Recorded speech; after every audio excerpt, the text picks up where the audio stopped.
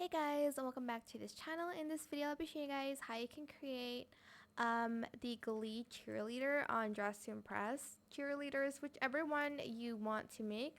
My one is based off of Quinn Fabray. I don't know if I said her last name correctly. I just know her as Quinn. But I did like the makeup and hair based on her. You can create anybody else really. But let's get started with the video. For the hair, I use this one, of course. And then for the top, we are going to use this cheerleader top and toggle it to cheerleader.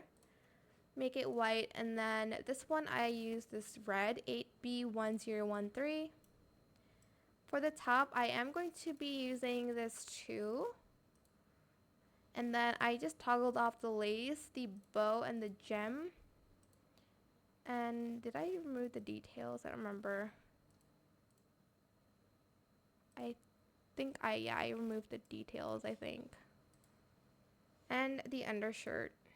Let me actually just put on the details, sorry. I'm going to make it matte, color it white, and then the second one, I'm going to color it the red that we had. And then the third one, the black color. For the skirt, we are going to use this skirt in red, black, and white. Then I'm also going to use this in red. And I'm also going to make everything matte in that first color. Whoops. And then for the shoes, I'm just going to wear this one in white and red. And the rest, I'm just going to make white here. Add on the socks, I'm just going to color the socks in white as well.